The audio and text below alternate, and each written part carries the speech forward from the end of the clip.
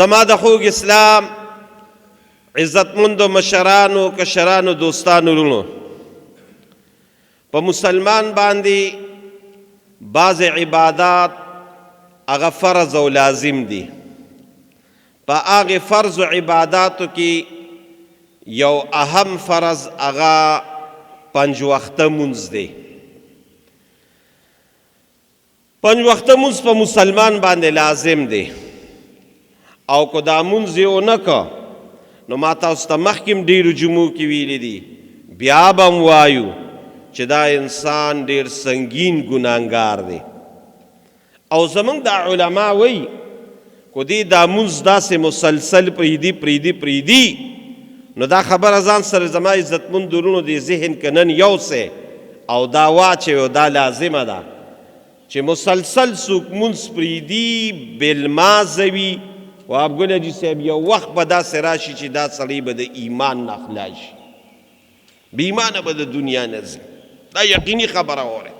دا ولې ډېره اهمه فریضه ده او زه تاسو ته اکثر جمعو کې ویم چې د الله رب العالمین د طرف نه ما تا دپاره یو ظلم حکم کافي چې دا کار کوه، ځکه حکم د الله دی، لاین آف آرډر، د هغه نه مخکې د چا حکم نشته، دا د الله حکم دی چې مونځ کوه. خو مونځ بیا هم الله موږ ته یو ځل نه، دوه ځله نه، درې ځله نه، لس ځله نه، شل ځله نه.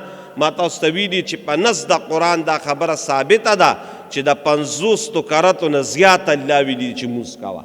نو دا د دې خبرې دلیل دی چې مونځ یو اهم عبادت دی، بغیر عذره به نه پرېږدي، ګینه ایمان نه به خلاصي. بیا عزتمند ورونو دا مونځ خو موږ او تاسو کوو، خو بیا د دې مونځ دپاره څه بعضې څیزونه دي چې هغه لازم دي، لکه اودس. تاسو ټول پوهېږئ چې اوس انشاءالله د جمعې مونځ له څومره تاسو زما وروڼه راغلي یې ټول باوضو یې، بلکې نن خو د جمعې ورځ د اکثرو ملګرو پکې غسل هم کړی وي، ضروري خبره ده. نو اودس ولې ضروري دی، جامه ولا پاک ضروری ده، تاسو ته پته لګي، بدن ولا پاک ضروری دی. دقه شان عزتمند ورونو جانو لالا دام لازمه ده په موږ او تاسو باندې چې دا مونځ موږ با جماعت وکړو، د جمع سره وکړو. د جمع مونځ دا وریاد ساتئ، دا په موږ باندې واجب دی، واجب ضروری دی.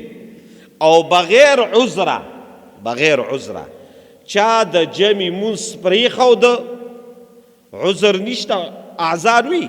سړی بعضې وخت وهاب ګل حاجي صاحب بیمار وي، بعضې وخت سخت باران وي، بعضې وخت د دشمن خطره وي، علی هذا القیاس په هغې تاسو پوهېږئ عذر نشته، دا اعذار نشته، دا عذرونه نشته. او مونځ رانه پاتې شو با جماعته د سړو دپاره خبره کوم، دا سړی سخت ګناهګار دی.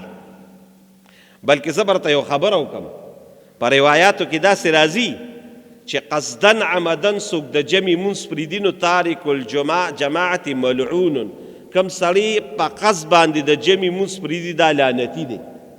لعنت خو پېژنئ حاجي صاحب کنه، د الله د رحمت نه لرې دی. لعنت خطرناک لفظ دی، خطرناک. موږ او تاسو خو قدم په قدم الله ته محتاج یو، ځان به الله ته نږدې کوو، خو چې کم سړی قصدن عمدن جمع پرېږدي دا سړی لعنتي دی. او ډېر سخت حکم دی ورونو، زما عزتمند ورونو.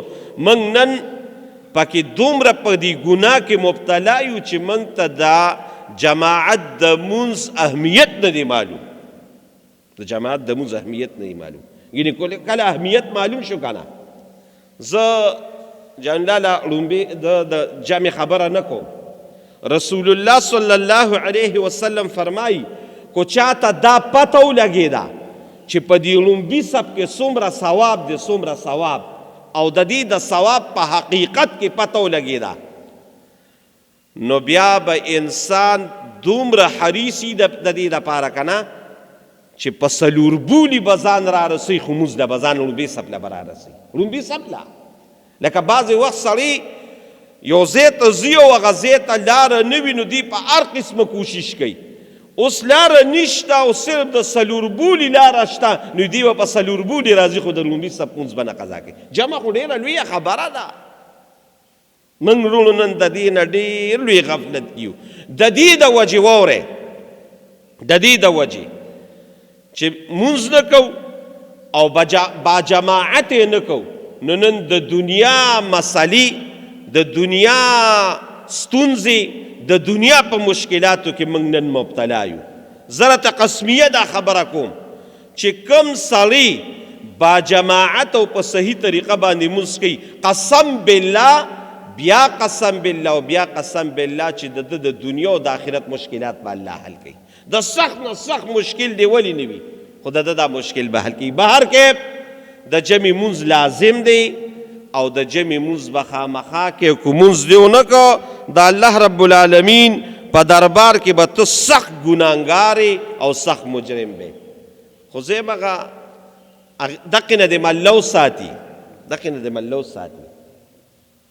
خو زه نن تاسو ته یو ناشنا او یو عجیبه او د زړه د محبت یو حدیث ویمه چې انشاءالله زه د الله رب العالمین نه دا امید ساتم چې زما دا بیان تاسو چې کوم موجوده یا تاسو یې اورئ یا دا زما دا بیان څوک اوري د دې نه علاوه نو انشاءالله تعالی با جماعت مونځ به بیا تاسو چرته هم قضا نه کړي.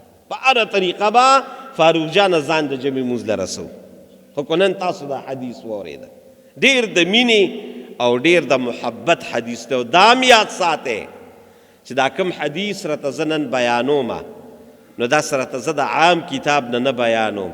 زما د علماو ملګرو ته پته لګي زموږ د احادیثو یو ډېر معتبر او یو ډیر جامع چې هغې ته جامع هم ویلی دی او یو ډیر بهترین او یو ډیر مستند او یو ډیر اعلی کتاب دی د احادیثو د ترمذي شریف نه راته دا حدیث وی. دا ساخوا دی خو حدیث هم نه دی. او چې کوم ځای ته ورځي او په کوم الخ باندې ورځي او چاله ورځي په دې حدیث چا تکلم نه دی کړی، چا پکې خبرې نه دی کړی چې یا دا ضعیف دی یا دا دی یا دا دی یا دا دی. نه، مضبوط حدیث دی خو دومره لوی مقام او دومره لوی مرتبه والا حدیث دی چې په خدای یقین وکړه چې کم خلک دا جمع کوي باقاعده د زړه به پې باغ باغ شي. چې کم سړی پکې داسې دغه دی لټ دی دی به یاره دا ولې ما پرېښوده او دا ولې زه دې کې لټتوب کوم او چې څوک یې نه کوي هغه به افسوس کوي چې کاش ما نه د جمع دا مونځ ولې قضا کېده. تاسو دا نن دا حدیث واورېد نو دا زمونږ د احادیثو یو ډیر معتبر او یو ډیر جامع کتاب دی. د علماو ته پته لګي ترمذي شریف کې دا حدیث دی او راوی یې څوک دی.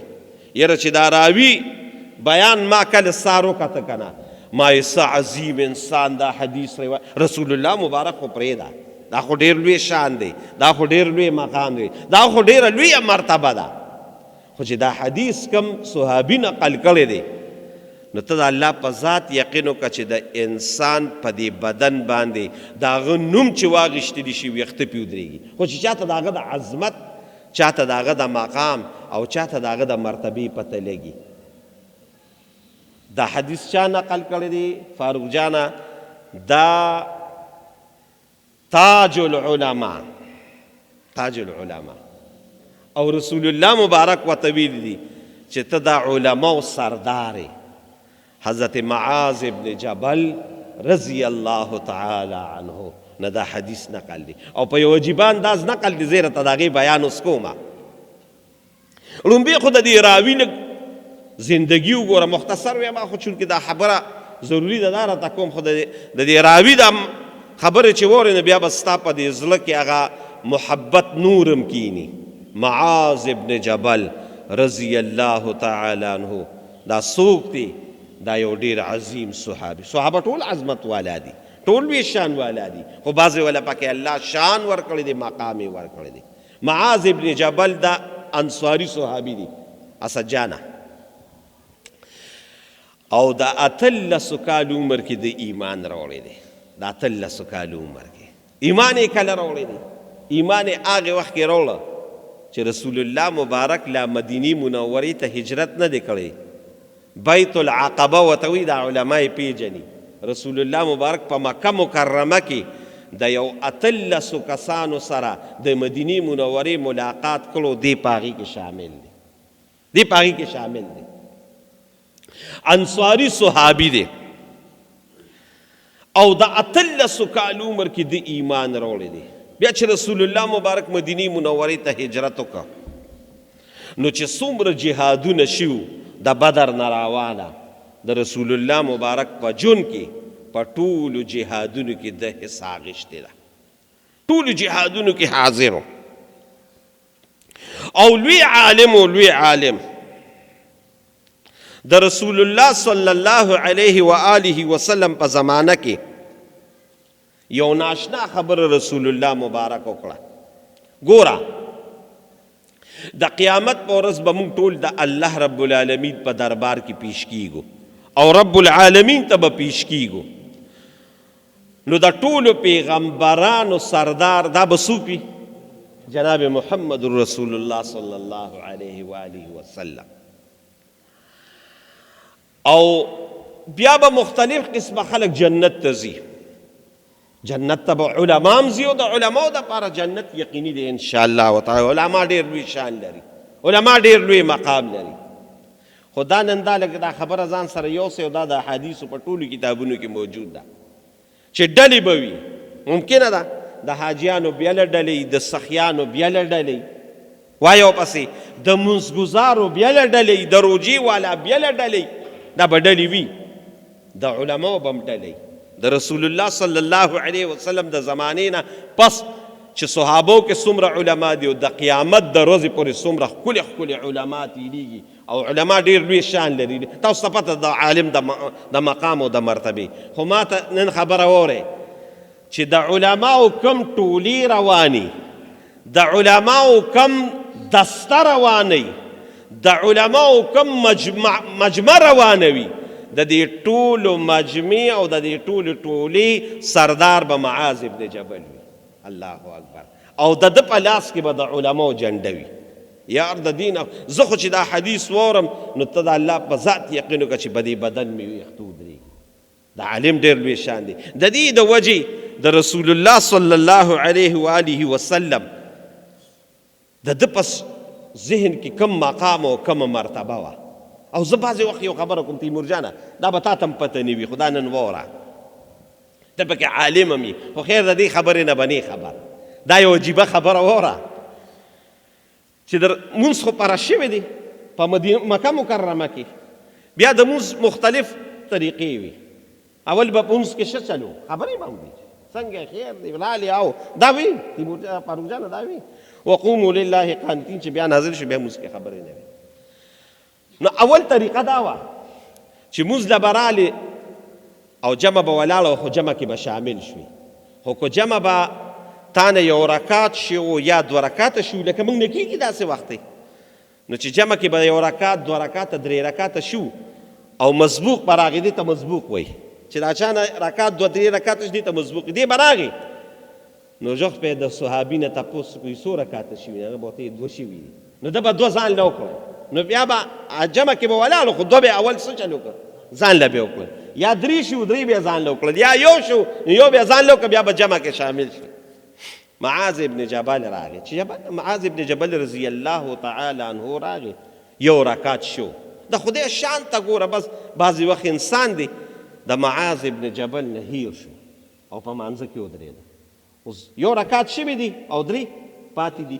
ممکنه د مازدیګر مونځ و، ممکنه د ماسپښین مونځ و، ممکنه وه ماسخوتن مونځ و. وایي چې خو ما خو 3 رکاته وکړل او دا 4 شوي دي. نو اخري رکات کې چې رسول الله مبارک سلام واړو نو دی پاسېده او د هغه 1 رکات وروستو د جمع نه وکړه چې رسول الله مبارک داسې سلام واړو او دی وکته چې دی پاسېده نو رسول الله مبارک په خندا شو. وی معاذ ابن جبله الله سلوی شان او لوی مقام درکړی دی. ستا د دې کار او د دې فعل او د دې کار د وجې الله رب العالمین دا حکم د قیامت د ورځې پورې نازل که چې مخکې به د چا نه رکاتونه شو نو مخکې یې کول، اوس د دې نه پس د قیامت د ورځې پورې ستا د برکته به دا طریقه وي چې د یو انسان نه مخکیني رکاتونه شو دی به د جمع نه پس بیا وکړي. دا د معاذ ابن جبل د برکته.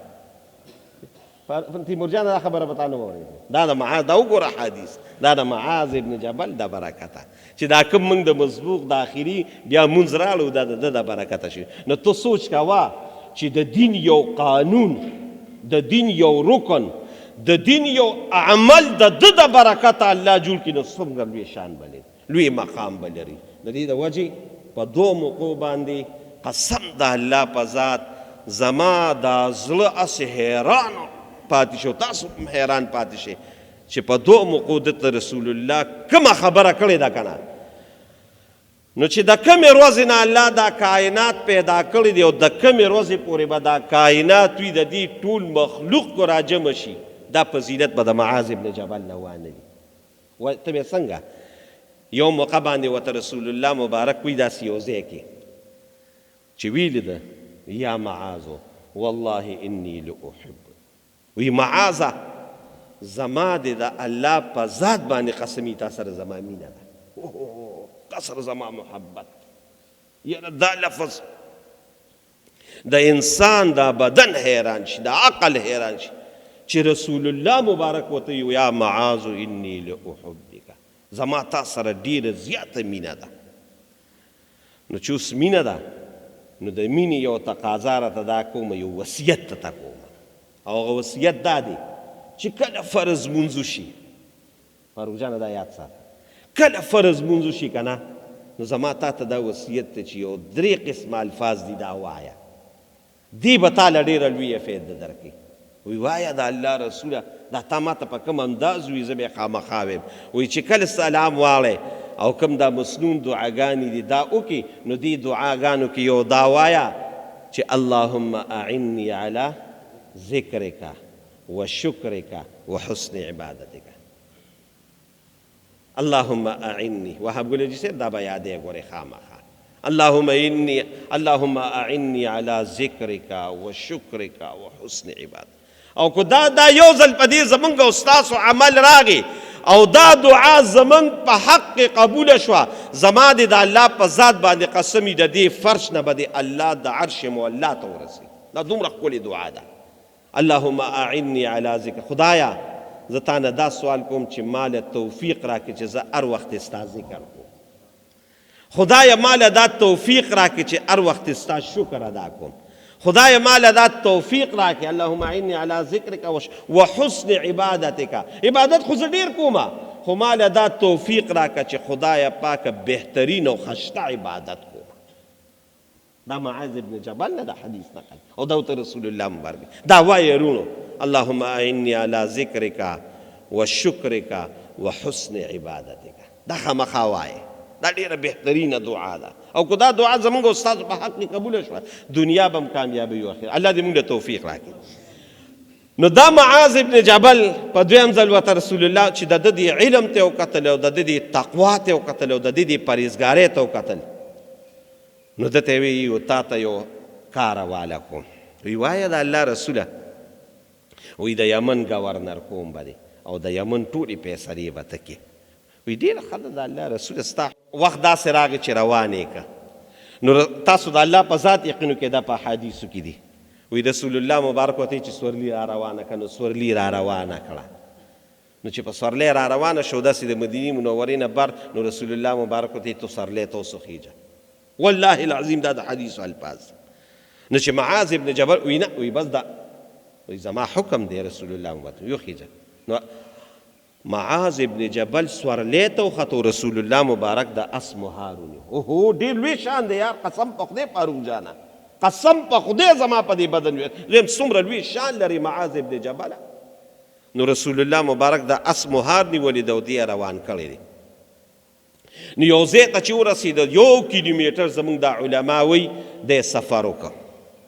چې 1 کیلومیټر یې سفر وکړه نو بیا ورته رسول الله صلی الله علیه وسلم وایي دقې وخت کې وایي معاذه والله انی لأحب. بیا ورته وی معاذ زما د الله په ذات باندې قسمی تا سره زما مینه ده. قسم ورته رسول الله مبارک دی. والله انی درې ځله ورته ووی. بس معاذ ابن جبل رضی الله تعالی عنه د جلا نه دغه شو، یا رسول الله زما ارس پتا قربان، زما ارس پتا قربان. دا د دین مخکې دې مې وی اوس هم وی دا ډېر لوی شان لري، دا ډېر لوی مقام لري. وی خیر په دې خبره ډېر زیات خوشحاله شم، خو یو دویمه خبره یې وکړه چې زما د بدن د رګ رګ نه ساه لاړه. وی ما ته وی چې معاذه ته خو نن یمن ته روان یې، خو ممکنه ده چې بیا ستا ما سره په جون ملاقات ونشي، کو ملاقات کېږي نو زما قبر سره به دې کېږي. الله معاذ ابن جبل چې دا د سارونه راکوز او جلدې وی رسول الله مبارک ورته بس دا د الله فیصله ده، زما ستا به بیا مخامخ په مخامخ ملاقات نه کېږي، یا به ستا زما د قبر سره کېږي او یا به آخرت. چې معاذ ابن جبل جاړي، رسول الله مبارک هم جاړي. رسول الله مبارک چې د حالت ته وکتل نو ته معاذ جاړه، نو بیا دا سورلی نه راکوز کړ او واپس یې وله مخ مدینې منورې ته کړ. یو خبر راته کوم او دا خبره ډېره د خوند ده، ډېره د مزې ده او ډېره د اطمینان ده او په دې به هم دا زړه انشاءالله خوشحاله شي. وی معاذ دا خو ټیک ته چې دې دنیا کې به زما ستا ملاقات بیا ونه شي، ته به زما قبر سره ملاقات کې. خو یو خبره دا وره داسې مدینې منورې ته یې وله مخ راواړه. وی چې څوک ما سره او زما سنت طریقو سره محبت کوي، حسن جان دا خبره وره چې څوک ما سره او زما سنت طریقو سره محبت کوي، خو زما نه ډېر هم لرې دي خو زما په دې زړه کې موجود، یاره ډېره ښکلې خبره یې کړې ده، ما ته نږدې دي، مه خفه کېږه. په دقې حالت کې معاذ ابن جبل رخصت کو. بیا دا هم یو عجیبه خبره وره چې د 250 کالو عمر کې دته بیا مرګ راغلی، 48 سال عمر کې دی وفات شوی او مرض ورته ډېر سخت ولګېده. دا مو وایه چې یو انسان ته مرض ولګي، خدای دې د امراضو نو ساتي. طاعون چې موږ ورته د کینسر مرض وایو دا ورته ولګېده او د کینسر مرض متعلق رسول الله مبارک د طاعون ویلي دي چې څوک په دې کې وفات شو دی به د قیامت په ورځ زما د شهداو په صف کې ولاړ نو بیا دقیقه کې وفات شوی. نو دی د رسول الله صلی الله علیه وسلم نه دا حدیث نقل کوي. اوس دا حدیث واره دی وی یو ځل د سار مونځ له بنګه رالو جومات ته، وی چې جومات ته رالو وی د سار مونځ نه به موږ راتلو، وی رسول الله صلی الله علیه و آله وسلم چې به په کوم وخت باندې مونځ کو د هغې وخت د مونځ نه لږه خبره لیټ شوه. وی چې د هغې وخت نه لیټ شو نو موږ په انتظار چپ ناسو، وی خبره رو رو لیټ کېده حتی خبره دې ته راورسېده چې نور ته بس قریبه وه وخت. هغې وخت کې خو ګړی نه وي، خو زمونږ د علما تطبیق داسې کوي چې تقریبا نور ته راختلو کې یا 12 منټه او یا 14 منټه پاتې چې دې کې رسول الله مبارک راغی. نو صحابه زمونږسې داسې نو زمونږسې اختره چې یو منټ امام لیټ کړي نو بس بیا ورپسې دغه کړي لګیا یو او لیټ شو. استاد وی استاد نن جوړې چې په خیرات ورغلی وي، قسم په خدای دا وایي یو استاد جوړې نن په خیرات ورغلی دی پته یې نه لګي. دا زموږ په دې علاقو باندې خلک دا ډېر بدبخته وي چې دا د امام یو منټ 2 منټه یا 3 منټه زما دا نه کوي، زما دا مقتدیان نه کوي، یا اخي زما د عظمت د وجې نه کوي، خیال مې ساتي او یا ما یرولیم دي چې ډېر به ګوره ټتې پتې نه کوې په قلار کښېنې زم ستاسو هسې انسان یم هم بچي ده ستاسو ولې غم هم راځي نه څه ده خادم راځي الله هم د غمونو نه وساته، بیماری راځي کار راځي نو زم انسان یم که نه زما هم کار راغی که نه خو یو منټ 2 منټه لیټ شم نو څه چلو شو ته خو بعضې وخت جمع هم پرېږدې نو که زه یو 2 منټه 3 منټه لیټ شو نو مهرباني کوئ په امامانو باندې سترګې مه راوباسئ او مه ورته وایه دا وایه چې استاد نن جوړې بیا په خیرات ورغلی وې دا مه وایه دا خبره نه ده کښېنه لږ څه هم ستاسو انسان دی 2-3 منټه 4 منټه 5 منټه امام هم لیټ شي د سره ګړۍ ته ونه ګورې لاندې ګوره. نو ما ته وایي زما مقتدیان دا کار نه کوي، یا زما د عظمت د مینې او د محبت د وجې نه که یا مانه یریږي او نه کولی شي انشاءالله او نه دې ولا خدای دا توفیق ورکړي. ښه خلک دي زما مقتدیان ښه خلک دي. بهر کې رسول الله مبارک ته انتظار کو دی کې رسول الله مبارک راغی، فوراً جمع ته مخکې شو، مونځ یې ادا که او بیا چې مونځ یې سلام واړو اسد جانه نو رسول الله مبارک ته وی ګورې یو قسم ونه خوځې لاړ نه شي. بس ټول صحابه ناست دي. معاذ ابن جبل وی زم ناست وی دی کې رسول الله صلی الله علیه وسلم فرمایل چې ممکنه تاسو ته زما دا نن راتګ دا لیټ یو عجیبه لګېدلې وي خو بېګا یو عجیبه معامله شوې ده. وی څنګه د الله رسوله؟ صحابه ورته وی بېګا زه تهجد له راپاڅېدم. وی چې تهجد له راپاڅېدم، تهجد په پیغمبرانو باندې سجانه دا لازم و، فرض و، لکه موږ باندې څنګه دا فرض مونځ دی دغه شان په پیغمبرانو تهجد دا لازم و، فرض و. نو تهجد له راپاڅېدم، تهجد مې کول دې کې یو وخت کې په ما باندې غنودګي شان راغله. غنودګي دا وي چې نه خوب یو نه ویښه وي. خو که په پیغمبر باندې خوب هم راغی نو د پیغمبر خوب زموږ د عامو خلکو په شان نه وي. دا د دین مسله وره، د پیغمبر په خوب باندې اودس هم نه ماتېږي، د هغه زړه بیدار وي. وی چې خوب راغی نو دې خوب کې یو عجیبه خوب مې ولیده. وی خوب مې دا ولیده چې د الله رب العالمین د ذات دیدار مې وکړه. الله مې ولیده چې د الله رب العالمین دیدار مې وکړه. نو رسول الله مبارک وی ګوره دا په ترمذي شریف کې دا حدیث دی. وی یاره داسې خشته، داسې ښکلې او داسې حسندار د رب ملاقات ما مخکې نه دی کړی چې دقه مخکې مې وکړه. د الله یو عجیبه حسن و یو عجیبه مزه وه. وی ملاقات چې مې وکړه نو الله رب العالمین سره ناست وم. وی دې کې علامه رب العالمین ما ته وی چې دا فرشتې څه وی؟ داسې وی فرشتې ناست وی. نو د الله رسول ورته چې زه خو نه پوهېږم چې دوی څه وی. وی بیا راته الله وی چې دا فرشتې څه وی؟ وی ما ورته چې یا الله زه خو نه اورم، زه خو څه نه پوهېږم. وی په درېیم ځل راته بیا الله وی چې دا فرشتې څه وی؟ وی ما ورته چې دا یا الله زه خو نه پوهېږم چې دوی څه وی. نو تاسو د الله په ذات یقین کې دا ګورئ د حدیثو الفاظ دي. فاروق جانه بیا وګوره ترمذي شریف کې دا حدیث دی. وی الله رب العالمین ما یلیق بشانه، موږ د الله دپاره نه لاس ثابتولی شو، نه خپه ثابتولی شو، نه سترګې ثابتولی شو، څنګه چې د الله شان سره مناسب ده. دا به ته زه ویم. وی الله رب العالمین دا لاس ښې راواغېسته او زما په دې اوږه باندې واچو. قسم په خدای رسول الله مبارک وی د هغې لاس حسن، د هغې لاس ښکلیوالي، د هغې واس یخوالي زه اوس هم په دې زړه کې محسوسوم. وی چې هغې واچوي ما ته وی چې اوس ورته ګورې اوس څه وی؟ وی د الله هغې لاس سره وی زما دا ټولې پردې الله رب العالمین کولو کړې. نو چې الله رب العالمین زما دا ټولې پردې کولو کړې نو یې فرشتې لګیا وي یو بل ته وی چې دا کم پیغمبر د الله سره ناست دی جناب محمد رسول الله صلی الله علیه وسلم. دا خبر اوس لږه په غور واورئ. دا ډیره د فکر ده، دا ډیره د غور ده، دا ډیره د محبت ده، دا ډیره د مینې ده. نو الله رب العالمین سره زه ناست یم. فرشتې یو بل ته وی چې دا کم پیغمبر راغلی دی د دې پیغمبر څه بعضې صفات د ده خو ډېر صفات دي خو د ده د امت یو صفت دوه درې واورئ.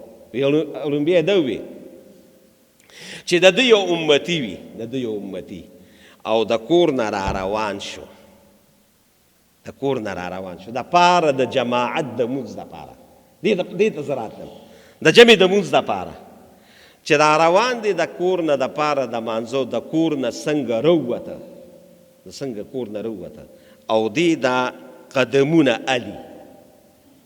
ورې د حدیث دا نوعیت تاسو ته ما چې کم په طریقه بیان که دا د دې خبرو اهمیت دی چې د دې د الله په جناب کې ډېر لوی مقام دی، د دې د الله په جناب کې ډېره لویه مرتبه ده. نو وی چې دا کم د رسول الله د امتي راووته او دې جومات ته اوس دا قدمونه علي را روان دي. اوس تاسو رالې د مختلفو ځایونو نه رالې قدمونه م راواغېشتل. نو چې دې دا کم قدمونه علي نو په هر قدم الله رب العالمین چې د ده د زندګۍ تیر شوي څومره ګناهونه دي والا ټول ورته الله معاف او په هر قدم چې دی علي دویم قدم علي نو چې د ده د زندګۍ څومره نیکۍ دي الله د ده په عمل نامه کې لیکي او د ده یو سړی دی ګناهونه هم نشته نیکۍ هم ډېرې دي نو په هر قدم د ده دپاره الله رب العالمین لوی لوی درجات دي وي دا د دې د برکته دی چې دی جومات ته را روان شو او جومات ته راځي زما عزتمند درونو ما تاسو ته د جمع اهمیت دا ډېر لویه خبره ده زه درته د جمع اهمیت نه بیانوم چې د هغې کوم مقام دی ته چې د دې کور نه راووتې ستا دپاره کومې نیکۍ شروع شوې ستا دپاره کوم مقام شروع شو وایي دا الله دې پیغمبر له ورکړي دي د ده امت له الله رب العالمین دا شان ورکړی اوس تاسو خپله سوچ کوه سجاد استاد ته د هغې ځای نه رالې چې څو قدمونه دې اخیستي دي څومره قدمونه دغه شان زموږ دا نور جانالله لالا دي وګوره دا نور ملګري وګوره دی یو قدم راغشته په یو قدم قسم می دی د الله په ذات د رسول الله مبارک د وینا مطابق ستا یو ګناه معاف ته الله دې ستا په عمل نامه کې یو نیکي لیکلې ده وابګولې چې صاحب د کوم ځای نه راغی دا زموږ نور ملګري سوات نه ملګري راورسېدل دا ټول الله رب العالمین ستا په قدم باندې لګیا دي دغه لیکي دا چې قدمونه رالی دا داسې نه رالی دا الله شکر ادا کوي چې الله رب العالمین دا مقام موږ له راکړه دا مرتبه موږ له راکړه دا د ډېر لوی ثواب او د ډېر لوی خیر خبره ده رسول الله صلی الله علیه وسلم مدینه منوره کې و نو دې کې یو قبیله وه بني سلیم قبیلې ملګري رالل رسول الله مبارک ته چې لرې یو کیلومیټر لرې نو چې راغلی رسول الله مبارک ورته یې څه له راغلی وایي په مدینه منوره کې پلان کې ځای نو کې یو څو کوره خرڅ شو نو دا د جومات ته رانږدې وو نو موږ به هغه کورونه والو چې ستا د جمع له موږ په لنډه باندې راځو زر راځو رسول الله مبارک ورته څه مشکات مبارک غالبا حدیث شاباس مشکات دا علما ناست دي رسول الله مبارک ورته وایي تکتب آثارکم څنګه دی هغه حدیث و الفاظ وایي قدمونه رالی ستاسو خپل قدمونه رالی ستاسو دا قدمونه چې یو قدم ته د دې لرې ځای نه را روانې دا الله رب العالمین په تله د میزان کې په نیک عمل باندې لیکي ځای لنډ مال یې لرې ښه دی ثوابه بیا لاړه نو رسول الله صلی الله علیه وسلم ته فرشتې وایي چې ستا دا قدمونه چې کم رالی د دې په برکت الله رب العالمین د دوی په عملنامو کې نیکي لیکي دا ډېر لوی مقام دی ډېره لویه مرتبه ده نو یو مقام الله د دې په وجه باندې ورکړی بیا چې کله جومات ته راشي حدیثو کې خیر دا نشته خو دا د جومات په آدابو کې دي نو چې جومات ته څنګه راشي نو جومات کې به پیزار بارو باسي او دا خیخ به قدم برادن نکی او دا د رسول الله صلی الله علیه وسلم د مبارک خلی وینا ده چې وبوي اللهم افتح لي ابواب رحمتك بسم الله والصلاه والسلام علی رسول الله کو دی خبر بیا چې جمعه تراله نو د حدیث او د الفاظ دي وی دا پرشتي لګیا دي او دا یو بل سره دا خبره کې یو رسول الله مبارک یوري وی چې کله دی جمعه ترانه نه وته او په جمعات کې کینی نو دویم فضیلت دا وره چې دی کیناسته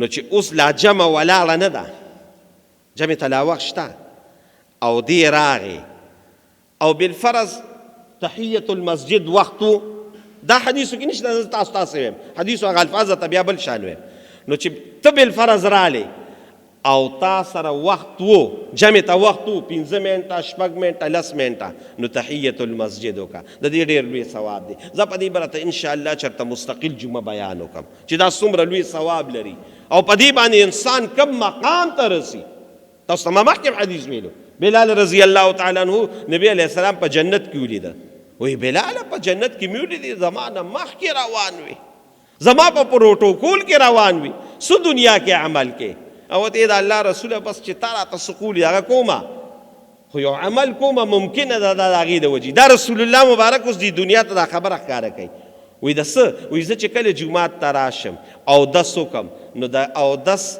نه پس او د جومات دا راتلو نه مخکې د ناستې نه مخکې یو 2 رکاته تحیت اللزوم ورته وایي یو تحیت المسجد هم ورته وایي دواړه وی دا وکما نو دا جمع ته وخی دغه 2 رکعات وکم قسم په خدای رسول الله مبارک وی به د دې د برکت الله رب العالمین په جنت کې تعالی دا مقام درکړي چې زما په پروتوکول کې ودرول دا ډېر لوی ثواب دی. نو بهر کې جمعه تراله اوس د حدیث الفاظ دادي چې جمعه تراله کې ناسته او د جمع په انتظار او د الله رب العالمین ذکر کې خبرې نه کې چې راشي جمعه کې بس غوبل شروع او خبرې کوي. دا بعض خلک چې د جمعتونو کې خبرې کوي زما جمعات کې نشته الحمدلله دا بار بار دی دا زه خپل مقتدیانو صفت کوم الحمدلله دلته نشته. یو بوډا نیم پکې و خدای پاک لر کړی دی ختم کړی دی مړ کړی دی الله خدای دې وبخي او نور دا ځوانان الحمدلله نه کوي. بعض جمعتونو زه وینم د دنیا غپونه شپونه پکې رواني دا مکوي. جمعات ته چې راشي غلي کېنه اول تحیت المسجد کا تحیت المسجد وقت وہ اوکا بیا غلی کېنه د الله ذکر کوا د الله فکر کوا قرآن شریف تلاوت کوا اصف ان پلونو باندې ودرېږه. د دې وجې زموږ د علما وایي جمعات ته راننوځي د دقې ورنه دا مو وایي چې السلام علیکم دا حدیث دا منې دي په زموږ په شریعت کې نه راشه کېنه کو څوک په مونځ باندې ولاړ ته د خدای په ذات یقین که زموږ د جمعات کې یو کس و هغه ځای یو کس وي السلام علیکم هغه په مونځ کې وعلیکم السلام دا خو مونځ کې غلطي راځي بعضې وخت داسې مه کوې راشه کېنه خو ستا په خوا کې یو سړی و هغه د قرآن تلاوت نه کو مونځ یې نه کو په هغه سلام واچوه خو هغه هم تلاوت کو یا ذکر کو غلې ورسره کېنه سلام دومره په مخه دلته په سلام کې ډېر مخکې هلته خو بار د مخ واړی نه جمعات ته راشي بس غلې راشه کو و خلک یا دغه کول اسې تا ته وکتل نو سلام پې واچوه او نه که هغه په ذکر کې مشغول یا په قرآن کې نو دا مه نو سړی راغی و کېناسته چې کېناسته دا انتظار په مانځه باندې اوس چې دی د دې انتظار په مانځه باندې ناست دی 10 منټه 20 منټه یا نیمه ګنټه یا هر ټیم چې څومره ناست دی او دی د جمع په انتظار باندې ناست دی وی فرشتي رسول الله مبارک ته وی چې دی خو د جمع په انتظار باندې ناست دی خو چې د کم وخت نه قدم جمعات ته راغشتی دی او جمعات ته راننوتی هغې وخت کې الله د په عملنامه کې د مونځ ثواب لیکلی دی د مونځ ثواب یې لیکلی دی. موږ د دې خبرو نه نه تاسو اوس مسجد ته راغلي د جمعې د مونځ دپاره دا بیان خو راته زه کوم تاسو یې اورئ زما د خدای په ذات باندې قسمي د رسول الله د قول مطابق تاسو د جمعې په مونځ کې لا لګیا یا شامل یې لګیا او ثواب چې کوم ملاویږي الله برله درکوي ځکه په انتظار د دې ناست نو یې فرشتې ورته وي نو دې بیا ناست نو دې بیا د مونځ نه پس هم لګیا دی د الله رب العالمین ذکر کوي نو چې دې څومره وخت د الله په ذکر کې لګیا دی او د دې مونځ په انتظار دی یا د مونځ نه پس دی دا ټول عمل الله رب العالمین د مونځ دپاره لیکي. نو دا کوشش کوئ چې مونځ له راشه نو د مونځ په انتظار د الله ذکر کوئ یا د مونځ نه پس د الله رب العالمین ذکر ته لږ کښېنه تا لوی مقام ته الله رب العالمین دلته موږ جمع سلام لا یو وخت اړولي نه چې بله وخته منډه وو په تېره جمعه مې راته ویلي په تېره جمعه مې راته ویلي دا ډېر لوی بدقسمته انسان دی.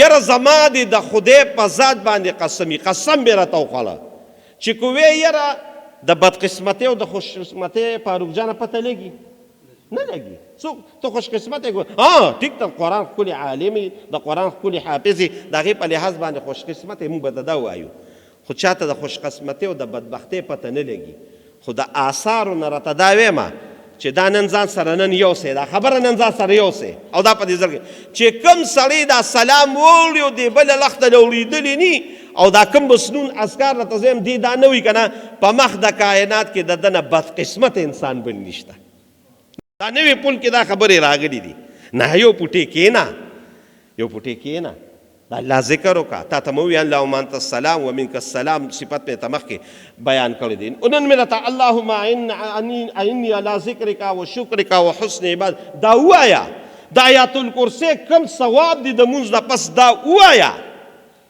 د قل اللهم مالک الملک په دې اسجانه مونږ جوړې بیان کړی دی د دې څومره ثواب دی دا ووایه په دې ناسته زه خو چې ګوره ذکر خو هغه ذکر دی چې الله ته په توجه باندې وکړي چې زه بار روزم بار خو غرم دي سپیم دي زنانم دي زما د ذکر هغه توجه بیا وي نه هغه دلته وي او زه راته یو بله خبره کوم مړه دا خبرې پرېږده ځه د بخاري مبارک حدیث فاروق جان تیر شوي به یې راته چې 2 کسان به د الله رب العالمین د عرش د سوري د لاندې ولاړ مشکات کې هم دی، بخاري کې هم دی.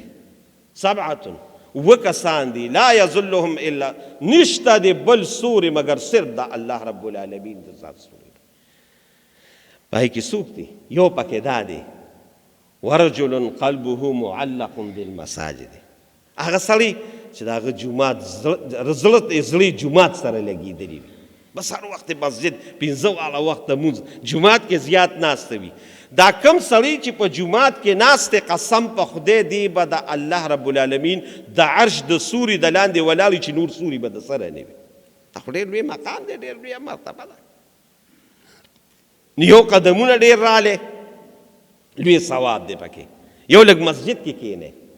زما بعضې ملګري دي، زما دا مقتدیان دي، بعضې مقتدیانو کې د ډېر لرې لرې ځایونو نه راځي. ته په خدای یقین وکړه زموږ د دقې هغه چې په وخت پې لګي دا خان صاحب د جي صاحب دا بهلول جي صاحب دي، دا صفت لالا دي، دا د ډېر لرې لرې زه یم ډېر خوش قسمته یې. دوی ته خو ویم نه، خو د خپل زړه کې دنې درته په جمعه کې یم چې ډېر خوش قسمته یې چې ستاسو زړه جومات سره لګېدلي او د دومره لرې لرې ځایه نه راځئ. دا ستاسو دپاره ډېره لویه د خوشبختۍ خبره ده، ډېره لویه د خوش قسمتۍ خبره ده. زموږ په دې جومات کې د بهلول جي صاحب د یو ترو اوس وفات شوی دی. یاره چې براغې نو ماسخوتن به ته جومات کې به ناست و او ښه کارنده ښه ده دغه نو ما به وی خدایه پاکه دا ډېر عظیم انسان دی، ډېر لوی انسان دی. یا ته د خدای په ذات یقین وکړه چې د هغه دغې عظمت او د لویوالي دا مقام الله خو چې د جمعې په ورځ باندې خاص د جمعې په وخت کې الله رب العالمین د هغه نه ساو لرکړه. ما وی یاره خدای دا د هغې جومات برکت دی. نو زړه جومات سره ولګوې، دا نه چې یو دم بس راځه او دم بس منډه وخه. نو رسول الله مبارک وی پرشتو یو بل ته وی چې خوش قسمته او د ګناهونو نه پاکونکی شیز هغه دی چې کوم سړی جومات کې ناست دی او دی په جومات کې د الله ذکر کوي او د الله رب العالمین د جومات سره زړه لګېدلی دی. دا دویم نمبر وي. او دریم نمبر چې د الله رب العالمین د د ګناهونو کفاره جوړوي. ګوره ګناهونو کفاره دا داسې شی دی چې یو ګناه ما کړی او توبه مه ویسته. یو ګناه دا ده چې ما توبه نه دی ایستې او د هغې د برکته الله بغیر توبې زما هغه ګناهونه ما کړي. دا دقه اعمالو په وجه باندې به الله کېږي. دریم نمبر څوک دی؟ و اصباغ الوضو چې په اودس کې ښکلې مزېدار په ښکلې طریقه باندې کوي. اودس په ښکلې طریقه باندې کوي، په اعلی طریقه باندې کوي، په اعلی او په ښکلې طریقه سره. دا خو ډېره اوږده موضوع ده، خو په دې موضوع راته اوس زه بیان کوم وخت لګي. خو ښکلې مزېداره طریقه دا ده چې ښکلې دا اندامونه دې په ښکلې انداز باندې په ښکلې طریقه ووینځه. 3 ځله په مخ لپه، 3 ځله لاسونه، یو ځل د سر مسه، 3 ځله خپې وغیره په خوله کې اوبه ورسره مسواک کوله. دا په ښکلې طریقه باندې کوه. د دې ډېر لوی ثواب دی، د دې ډېر لوی مقام دی. د دې ښکلې اودس د وجې به الله ستا مونځ ښکلې کوي، ستا اعمال به ښکلې کوي. نن زموږ اودسونه یا خو چې په اودس د جومات کې خو زه دا خبرې اورم که نه کینو د خبرې مه کوه. دا خو ستا لپاره ډېر لوی مقام الله درکړه. ته د الله په ذات یقین وکړه، د الله په ذات. زه راته یو خبره کوم، بس دا خبره واورئ او دا خبره نن ځان سره ذهن کې یوسئ او دا یاد هم کړئ او په دې عمل هم وکړئ. که وایې چې زما د دنیا خوشحالي هم الله نصیب کړي او د آخرت خوشحالي مې دې الله نصیب کړي. دا اودس په ښکلې طریقه کوو. دې کې یو دعا وایه. اسد جان موږ په دې مخکې غالبا بیان کړی دی. دعا داسې وایه اللهم اغفر لي ذنبي. دې کې ډېرې دعاګانې دي خو زه ته دا مختصر د دې دعا ډېر لوی شان دی. اللهم اغفر لي ذنبي ووسع لي في داري وبارك لي في رزقي. اللهم اغفر لي ذنبي په مخ لپاره واچې، په لاسه چې خدای زما ګناه وبخي، ګناه مې معاف کړي. اللهم اغفر لي ذنبي ووسع لي في داري او خدای پاکه زما کور کې وسعت راولي. نو تاسو ته ما مخکې ویلو د کور د وسعت څه مراد دی. یو خو د دنیا دا کور مراد دی. کور کې وسعت دا چې دا نه دی چې لوی بامبیل کور دی وي، نه وسعت دی ته وایي چې ستا وړوکي کور یې خو د دنیا د زندګۍ د تېرولو هر قسم سهولیات پکې موجود دي. واګوره صاحب لکه ستا کور وړوکې 4-5 مرلي خو ښکلې مزېدار باتروم پکې وي، ډاینګ روم پکې وي، هغه د خوراک څښاک کې ته څه وایې، کچن پکې وي، د مزېدار دا وي چې ستا زړه پکې خوشحالي. خو زمونږ د علما یو بله معنا کوي، وی وسع لی فی داری. د دنیا دا کور زمونږ او ستاسو دپاره څومره وخت دی؟ مختصر دی، 30 کاله، 40 کاله، 50 کاله، 80. زمونږ یو بل کور دی فاروق جانا چې د دې ځمکې د لاندې دی، د قبر کور دی، د آخرت کور دی. نو ته تصور کې دا راوله چې وسع لی فی داری، خدایه پاکه هغه تنګ ځای چې کور قبر دی هغه راله واسطه پراخ یې کړي. وبارک لی فی رزقی، د برکت خبرې مې تیرو جمعو کې کړې دي. خدای زما په رزق کې برکت واچوي. زه درته د الله په ذات قسم خورم، تاسو دا دعا په اودس کې وایې، کو دا درې واړه دعاګانې م قبولې نه شوې چې څه جرم وایې زه یې منم، چې څه جرم وایې زه یې منم. دا ډېر لوی مقام دی، ډېره لویه مرتبه ده، موږ د دې نه نه یو خبر. وسع لی فی داری، خدایه پاکه زما رزق کې برکت واچې او زما کور کې برکت واچې او زما خدایه پاکه په رزق کې برکت واچې. او بله خبره ته کوم، بس د آخري خبره کوم، بیا خبره ختمومه.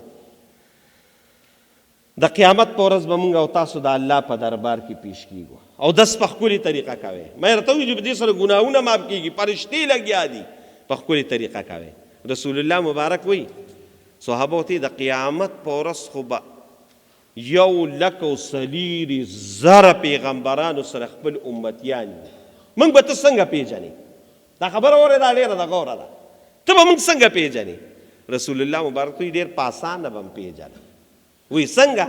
وی تاسو چېرته داسې اسونه لیدلي وي چې تک تور وي؟ وی او په دې تکو تورو اسونو کې داسې اسونه وي چې د هغې تندي، د هغې دا مخکې خپې، دا وروستو خپې دا تکې سپینې وي.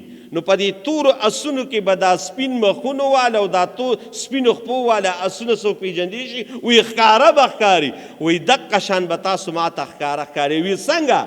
وی کوم سړی چې په ښکلې طریقه چاراندام او دس کوي، د قیامت په ورځ به مخونه او خپې او لاسونه داسې ځلي. نو ما ته به پته لګي دا زما امتیان. نو زما عزتمند وروڼو او دس په ښکلې طریقه کوي. نو فرشتې رسول الله مبارک ته وایي چې ستا د امت په دا لوی خاصیت چې دوی اودس کوي، نو دې سره به الله د دوی ګناهونه معاف کوي. نو زه چې دا لیټ شوم، رسول الله معاذ ابن جبل او صحابو ته وایي دا درې خبرې مې نن د عرش معلا نه تاسو درولې دي. انشاءالله په دې باندې به عمل کوو که نه؟ انشاءالله په دې به عمل کوو. یو به مانځله باقاعده جماعت ته راځو، د دې بدبختۍ نه ځان وساتئ چې د جمعې مونځ قضا کوئ او د جمعې مونځ نه کوئ. کو وی چې زه دې په دنیا کې بدبخترین انسان وګورم، هغه د چې کوم جمعې نه راځي، 5 واړه وخته ځای په لار کې به الله رب العالمین په دې قدمونو لوی مقام لري. بیا چې جومات ته رارسي، غلی کښېنه، ستا دا جماعت کې ناسته په ثواب د مانځه باندې قبلیږي او دس په ښکلې طریقه کوي. نو معاذ ابن جبل وی دا حدیث چې راته وي د صحابو د زړه هغه ټول باغونه روښانه شو او حقیقت دا دی. نو انشاءالله په دې باندې به عمل کوو، انشاءالله ورسره ووایه. الله رب العالمین دې موږ او تاسو ټولو له په دې باندې د عمل کولو توفیق را نصیب کړي او رب لا یزال دې د دې عظیم نعمت نه موږ او تاسو چرته هم نه محروموي. دا دعا خامخا کوئ. الحمد لله رب العالمین والعاقبة والصلاة والسلام على خیر خلقه محمد وعلى آله واصحابه اجمعین. یا الله ته زموږ نه راضي شي، زموږ ګناهونه معاف کړي او په دې باندې موږ ټولو له د عمل کولو توفیق را نصیب کړي. د دې عظیم نعمت نه الله د جومات د راتلو، د جومات د ناستې، د اودس د بهترین کولو، د دې عظیم نعمت نه خدای موږ مه محروموي. یا الله الہ العالمین هم د دواړو جهانو خیر نصیب کی او الله رب العالمین هم د دواړو جهانو شر نه محفوظ کی. خدای پاک دې د چا د زړه مرادونه دي الله رب العالمین دې د ټولو د زړه مرادونه برابر کی او الله رب العالمین دې د هر قسم آفات او بلیاتو نه وساتي. چا چې د څه د زړه مرادونه دي کو دلته ناستي یا ما زما د بیان په شیشه باندې وري، الله دې د ټولو د دنیا او د آخرت خیر نصیب کی. او څومره میلمانه چې جامع مسجد حلیم آباد ته راغلي دي، الله د ټولو قدمونه په تله نیکۍ کوي. چې زموږ د سوات نه لقمان دي مرګري دي زمونږ راغلي دي موږ سره ډېر مینه محبت ساتي او څه کورني مشکلات هم دي او دغه شان وهاب ګل حاجي صاحب دي دا ټول ملګري اکثر پکې د بار دي الله یې د ټولو دا قدمونه په تله له نیکۍ کې واچوي او څه د زړه مرادونه دي الله دې ستاسو زموږ د ټولو برابر کړي الله دې د خیر زندگی زموږ او ستاسو نصیب کړي او الله رب العالمین دې د هر قسم آفات و بلیاتو نه مو ساتي برحمتک یا ارحم